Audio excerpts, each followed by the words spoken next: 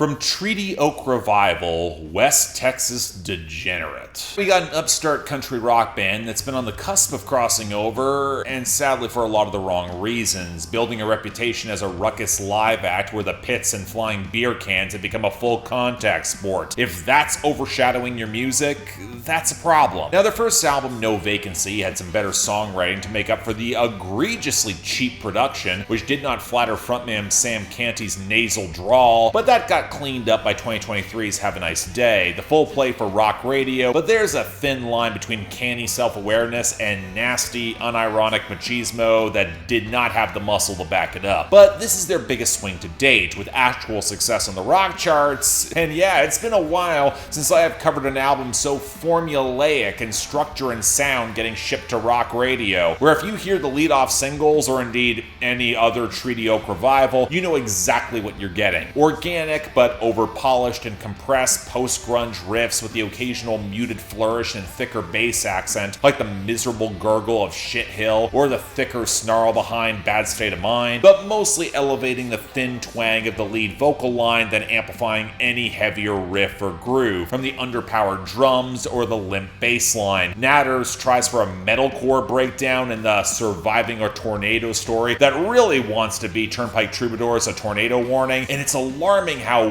weak it sounds. It reminds me when Music Row nakedly cribbed from post-grunge in the early 2010s for accessibility while sacrificing texture, with a little prominent country instrumentation to boot. Rock band with a country accent is way more apt than they might want, and that also translates to the lyrics and content of hard drinking and bad relationships, where it's actually probably their most middle-of-the-road album, with an honest-to-God love song in Sunflower, or a happy face Canty wrote about missing his wife while on tour. Very built for crossover. And it's an odd middle ground when you don't have cuts as raw or textured as Tattooed Roses, but also not as nasty or funny as them at their sleaziest. Where if you've heard 2000s country rock or a lot of Texas barroom acts, Treaty Oak Revival feel a little bit indistinct, which isn't that interesting over their longest runtime to date. Now, there is some shrugging self-awareness about the self-destructive spiral, the lingering sourness of the debauchery on Port A, the chemical dependence behind one of the stronger hooks of the warping Dosin, or the Muscadine Bloodline collab Misery. Hell, even the love-hate relationship they have with the Dallas Cowboys comes up on Blue Star. But in short, look, I'm a bit more forgiving because I spent the 2000s listening to this tone of country rock post-grunge dominate. I grew up with it, but it's easily their safest album, and you've heard this formula done before and better. They'll find their market. Rock radio is going to be friendly to this, but I can't call it that interesting. Decent